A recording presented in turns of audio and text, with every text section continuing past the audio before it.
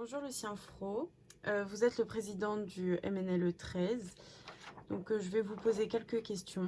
Votre association implique depuis toujours sur l'étang de Berre. Où en est-on aujourd'hui? Bon, en premier lieu, le MNLE est impliqué depuis des années sur le sujet de l'étang de Berre et de sa réhabilitation. Je vous rappelle que l'étang de Berre, ça date des années 60-70 avec l'industrialisation qu'il y a eu autour, le complexe pétrochimique de la Vera, Fosse avec ArcelorMittal, l'aéroport de Marignane. Et donc, ça en fait un lieu unique en Europe. Et notre action, évidemment, elle est en concertation avec les habitants, les élus, les syndicats.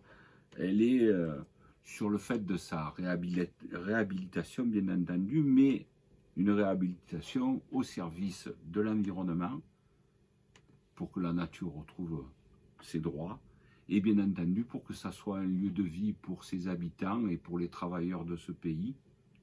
Je parle de l'étang de Berre là, hein. Les travailleurs de ce pays qui vivent dans des conditions, on va dire, dignes et qui respirent un air potable et que l'étang par lui-même redevienne ce qu'il était, c'est-à-dire une pouponnière pour les poissons notamment, ça il faut le savoir. Vous voyez qu'il y a des enjeux énormes sur ce territoire, je le répète, extrêmement sensible, mais aussi extrêmement beau par sa diversité, son histoire, sa culture et ses paysages. Et aujourd'hui, où en est-on sur l'étang de Berre? Aujourd'hui, comme je le disais, on continue cette action et là, on a rencontré il n'y a pas longtemps les députés et les élus du pourtour de l'étang, aussi avec d'autres associations impliquées dans sa réhabilitation et aussi par rapport au dossier que je mets entre guillemets, mais qui ne l'est pas, patrimoine universel de l'humanité, parce que comme je le disais, non seulement c'est un lieu unique en Europe, mais je crois que même dans le monde.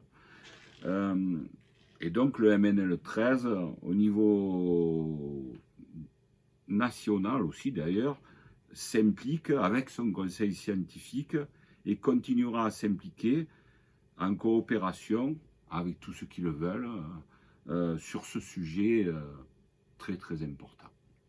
Et mis à part l'étang de Berre, quels sont vos autres sujets? Alors, mis à part l'étang de Berre, d'autres sujets, il y en a énormément, hein, notamment à la limite du territoire sur, par exemple,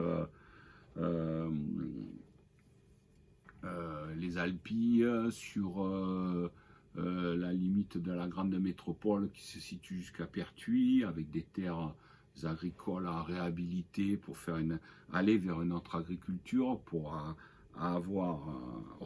refaire ce qui devrait déjà être fait, mais voilà, il y a une volonté politique aussi là-dessus, pour une agroécologie, pour une agriculture plus de proximité, ce qui est très possible.